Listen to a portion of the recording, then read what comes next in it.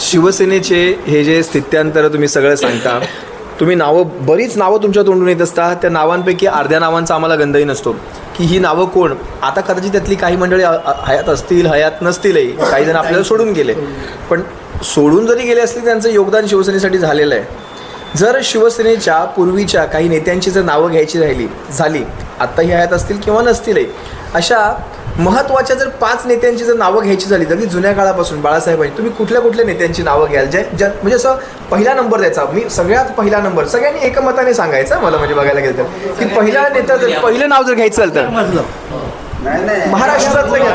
महाराष्ट्र नेते दादरचं नाही, नेतेमध्ये पहिलं नाव बाळासाहेबांना प्रथम जॉईन झालेले म्हणा किंवा शिवसेना ह्या 4 अक्षरासाठी आपलं अगदी सगळं झोकून दिलं महाराष्ट्रभरातून सगळं असं पहिलं नेता दत्ताजी साळवे. म्हणजे पहिलं नाव दत्ताजी साळवे घ्यावं लागेल.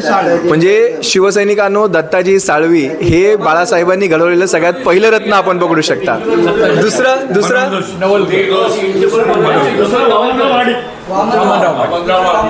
वामनराव महाडिक. दुसरं नाव वामनराव महाडिक. तिसरं नाव मनोहर जोशी. तिसरं नाव म्हणजे दत्ताजी साळवी, वामनराव महाडिक आणि मनोहर जोशी हे तिसरं नाव. जोशी सरांचं. आणि चौथं नाव हे प्रमोद नवलकर, सुधीर जोशी. चौथं प्रमोद नवलकर आणि 5वं सुधीर जोशी. आपण हे नाव घेऊ. 5 हे टॉप 5 रत्न आहेत. नाही मिळणार असं. म्हणजे वामनराव महाडिक, सुधीर जोशी, दत्ताजी नलावडे, प्रमोद नवलकर, दत्ताजी साळवी, काय म्हणजे ही हिरे ना, ही माणसं सगळी. अमरनाथ पाटील. त्याच्यानंतर 6वं नाव मला सांगा. 6वं नाव शरद आचार्य. वैशिष्ट्य काय, त्यांनी आपल्या फॅमिलीसाठी केव्हाही महानगरपालिकेची गाडी वापरली नाही. महापौर असताना सुद्धा. महादेव देवळे साहेबांचा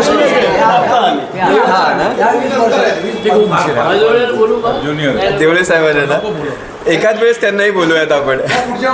नाही खरंच. 6वं नाव कुठलं घ्याल? शरद आचार्य. अमरनाथ पाटील. चेंबूरचे. अमरनाथ पाटील आचार्य साहेब घाटल्याचे चेंबूरचे आपले. बरोबर. हे साहेबांचे 6 हिरे होते. 6 हिरे. खरंच ही नावं. विजय पर्वतकर पण होते.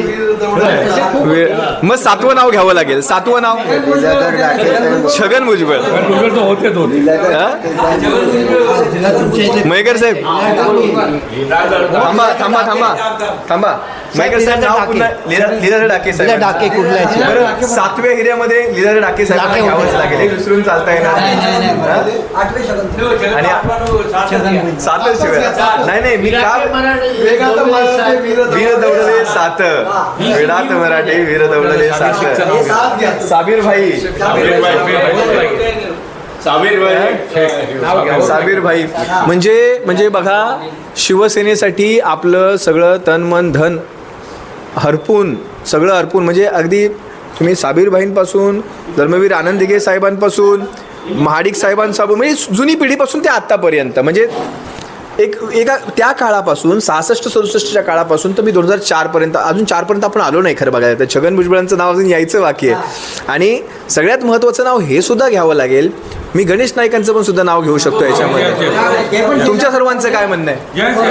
गणेश नाईक साहेबांचं त्यांचं योगदान आहे. गणेश नाईकाचं योगदान आहे. गणेश नाईक आहे, पण त्यांनी ना सुरुवातीला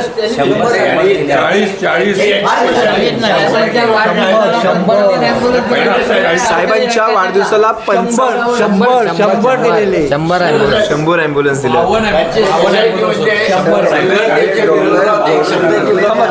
ऐका संघटनेच्या विरोधात किंवा बाळासाहेबांच्या विरोधात किंवा ठाकरे फॅमिलीच्या विरोधात एक शब्द आजही काढलेला नाही. भाई तुमचे तर सगळ्यात जास्त जवळचे संबंध आहेत.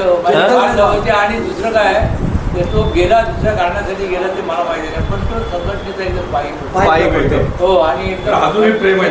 हे आडनाव नाईक आणि संघटनेचे पाईक. खरंय. पण भाई आजही त्यांना ज्यावेळेस आपण पाहतो त्यांनी कधीही जसं तुम्ही म्हणाला संघटनेविषयी कधी नाही, साहेबांबद्दल. मोठ्या साहेबांविषयी तर प्रश्नच येत नाही. कसं? पण उद्धव साहेबांविषयी त्यांनी नाही, नाही, नाही. कधीच आणि जर तुम्ही बारीक ऐकाल ना कधी तर उद्धव साहेबांनी आजवर कधीही त्या दिवशी छगन मला वाटतं गणेश नाईक साहेबांनी त्यांनी नाव घेतलं. आत्ता कालबरोबरच्याच भाषणामध्ये त्यांनी उद्धव साहेबांनी सुद्धा नाव घेतलं. म्हणजे हे संबंध आपण जपले. शिवसेनेतून भरे बाहेर पडले. मोठं नाव होतं शिवसेनेतून बाहेर पडणाऱ्यांमध्ये. मला वाटतं छगन भुजबळांनंतर गणेश नाईक साहेब मला वाटतं, बरोबर.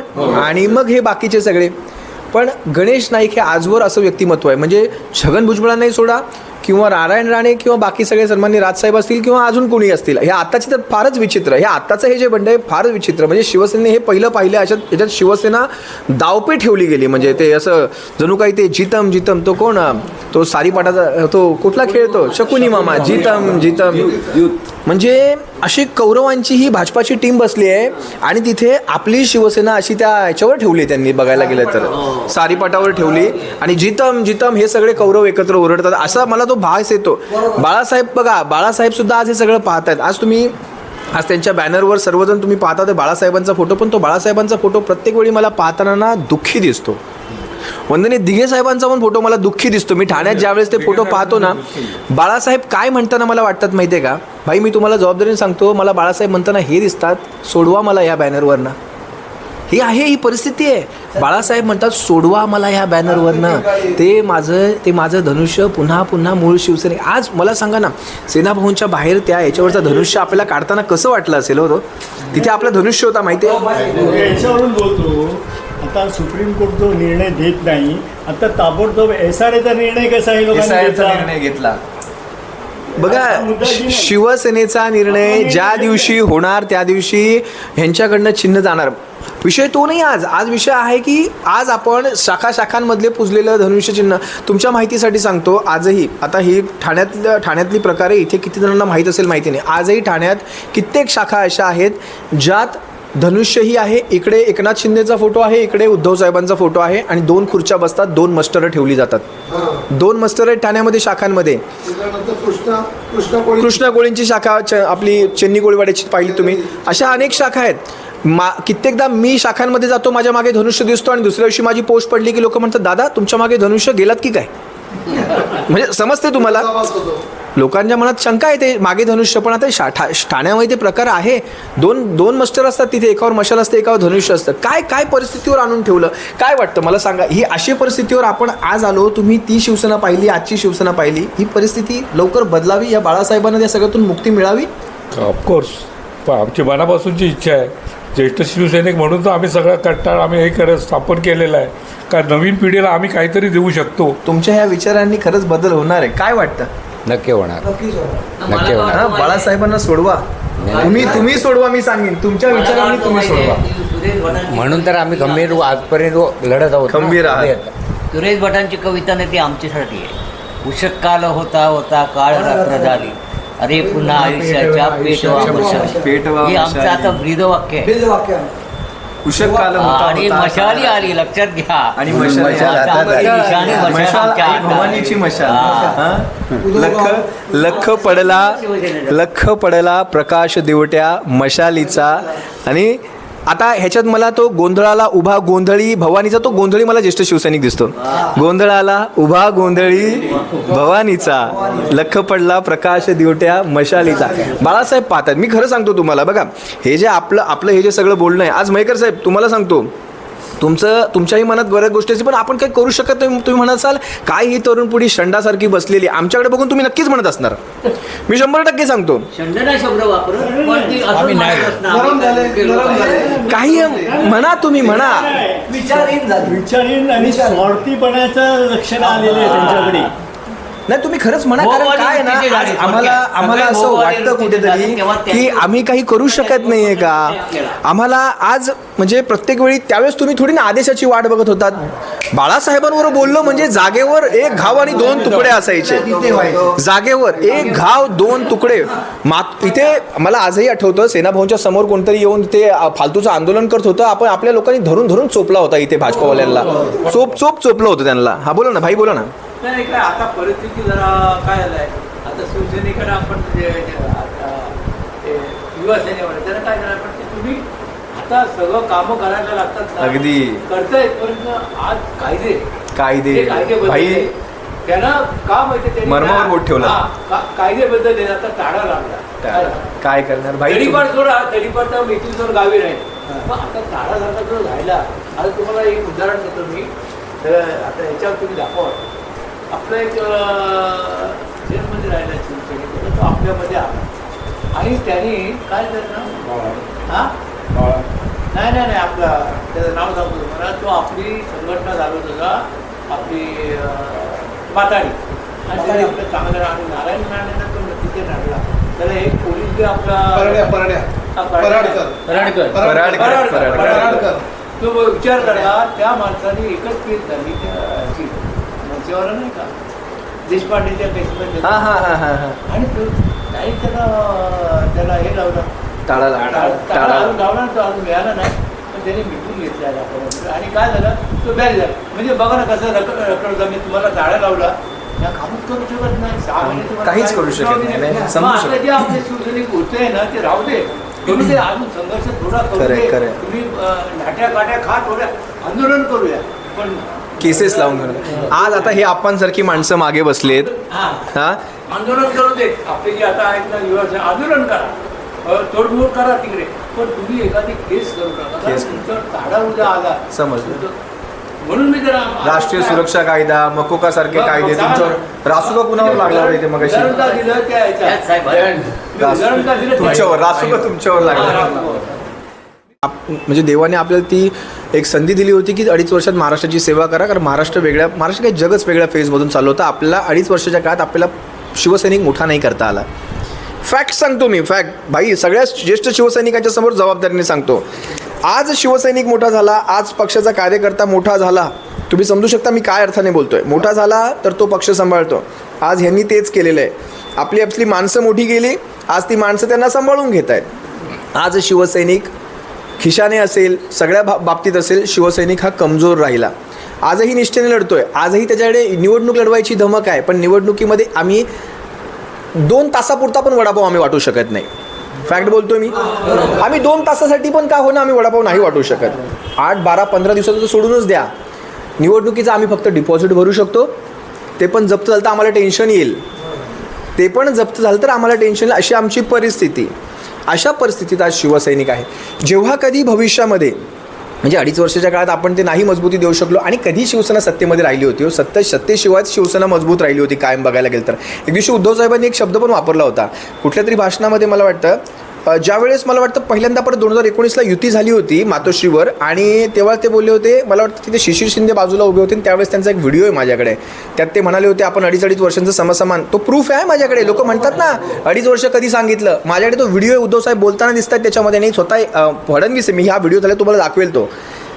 त्यात ते म्हणाले होते आपण जेव्हा सत्ता नव्हती त्यावेळेस आपण दोघं व्यवस्थित राहिलो होतो. सत्ता आल्यानंतर आपल्याला हे सगळं सुचायला लागलं ह्या लोकांना. पण हे सत्ता आल्यानंतर भविष्यात उद्धव साहेबांना फक्त एकच ह्या व्हिडिओच्या मार्फत तुम्हा सर्वांच्या साक्षीने सांगतो, जेव्हा कधी आपली सत्ता येईल ना साहेब, ज्या लोकांनी पक्षासाठी आजही अप्पा बघा चुकीचं असेल तर तुम्ही सांगू शकता.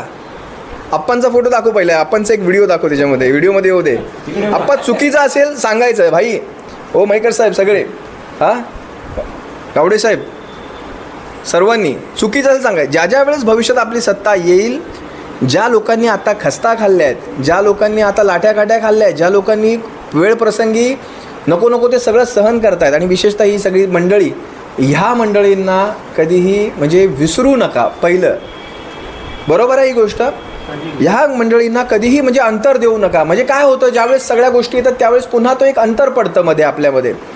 ह्या लोकांना पहिल्यांदा सन्मानित झाले पाहिजेत. ही लोक आज जी संघर्ष करतायत, आज जी लढतात, तुम्ही असो, आम्ही असो, सगळे असो, महाराष्ट्रभर लाखो करोडो शिवसैनिक आजही आहेत. नेत्यांची गिनती करू नका. आज करोडो शिवसैनिक आहेत जे लढतायत अजून पण. आणि आपले आज का लोक आज जी शिवसेनेतली आहेत ती बाहेर जायची हिंमत नाही करत. त्यांना माहिती आहे बाहेर पडलं ना, अशा काळात जे आपण निवडून आलोय ना, आपण त्यांच्यासोबत चांगल्या काळात पण निवडून येणार नाही असे. आणि बघा हे मुकुट आहेत ना, मी विशेष सांगतो बघा, ही सत्ता काही फार काळ टिकणारी नाही आहे. मोदींना सुद्धा कुठेतरी डाऊनफॉल आहे ना, त्यांचंही वय झालेलं आहे. पूर्ण भारतावर कंट्रोल ठेवणारा मोदींनंतर कुठलाही नेता त्यांच्याकडे सुद्धा नाही आहे. एक विशेष काळ त्यांचा झाला. आजही त्यांना कित्येक गोष्टींवर त्यांचं कंट्रोल नसतं. बघा मोदींचं पण ते अनकंट्रोल्ड वागतात कधी कधी. ते हसणं बघा किंवा हात धरणं एखाद्याचा म्हणून, असं एखाद्याच्या मोठ्या नेत्याकडे गेलं तर हात धरून स्वतःहून हात खेचणं म्हणा, किंवा हसत राहणं, किंवा अचानक म्हणजे ते अनकंट्रोल्ड आहे. तुम्हाला कळत नाही ते मी काय म्हणतोय ते.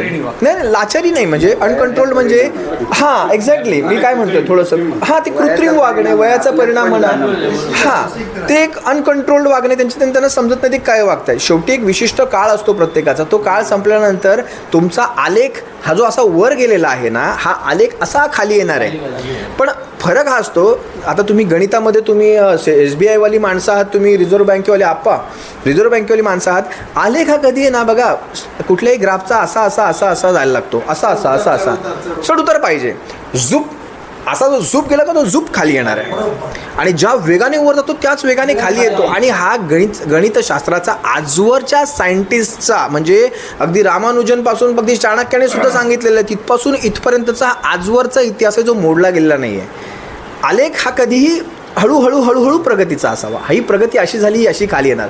फक्त त्यावेळेसची शिवसैनिकांना आपल्याला वाट बघायला पाहिजे. आणि माझ्या मते महाराष्ट्रभरातून पाहणाऱ्या सर्व शिवसैनिकांना माझं एवढंच सांगणं, या ज्येष्ठांच्या म्हणजे साक्षीने सांगणे, यांचे अनुभव पाहता, यांनी खाल्लेल्या कष्टा पाहता आजही ही माणसं एवढ्या ताकदीने ते उभी राहतात. तर तुम्ही आम्ही कोण आहोत? आपला अनुभव, आपला अनुभव आणि यांचे आत्तापर्यंतचे अनुभव याचा कोणी सांगडच घालता येणार नाही. फक्त एवढंच करूयात, एक पेशन्स जो आजच्या काळातला शब्द आहे, काय म्हणतात त्याला, संयम. काय म्हणताय? धीर धरला पाहिजे, धीर धरा.